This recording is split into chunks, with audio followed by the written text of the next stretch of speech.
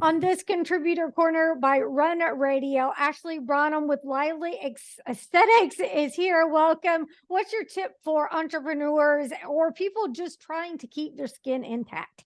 Sure. So this is my number one piece of skincare advice for every person, no matter what your skincare goals are. This is the number one thing. Okay. Wear SPF daily. Okay. Protecting your skin from ultraviolet radiation is the number one single most important thing you should be doing.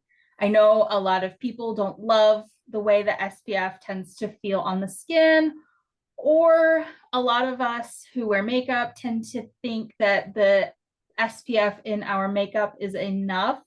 Unfortunately, you still need to be wearing a separate SPF every single day, a SPF minimum of 30, regardless of what the weather is doing. Middle of winter, still need to be wearing your SPF.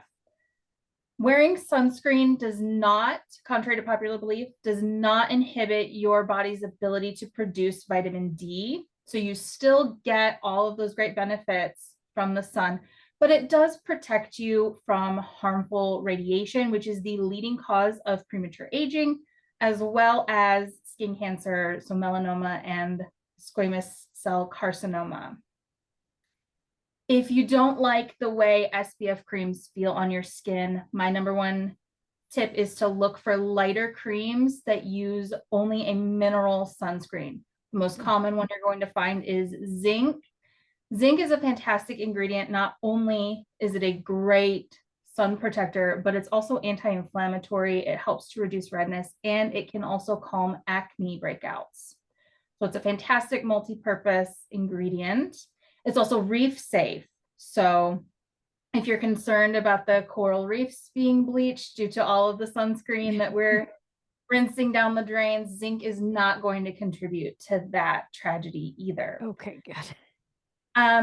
Chemical sunscreens, so your octinoxates, things like that, they work by converting ultraviolet radiation into heat. So those are not safe if you're someone who's susceptible to melasma, which is a condition, pigmentation in the skin caused by hormones, and it's activated by heat. So you really want to stay away from chemical sunscreens if you're susceptible to that. Zinc is going to be your friend because it reflects the sun's rays. There's no chemical reaction. It's like putting a shield on your face. Oh, very That's my informative. tip.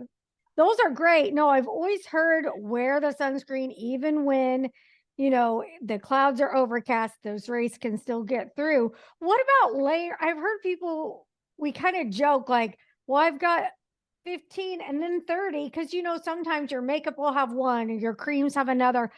Is that adding benefit? How is that helping? So my rule of thumb is the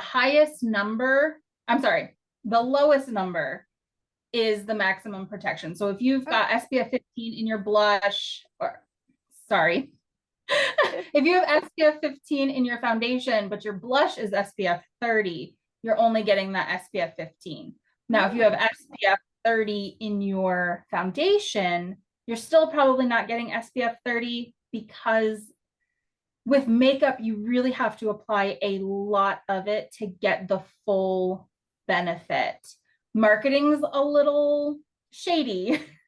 No, that's great to know. Yeah. That brings up another good topic, and we may have to go on a longer forum for this, but how thick do I need to be applying it? Because sometimes when I'm in a hurry, I'm just putting on a little bit, or if it's hot.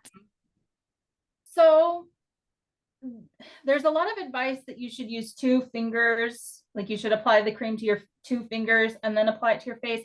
I don't love that rule because everyone's fingers are different sizes. Mine are really short. Someone else might have really long piano player fingers.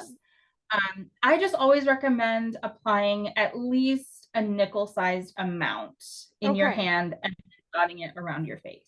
All right. Great tips from Ashely. Lively Aesthetics. Skincare is for everyone. Learn more, runradio.net.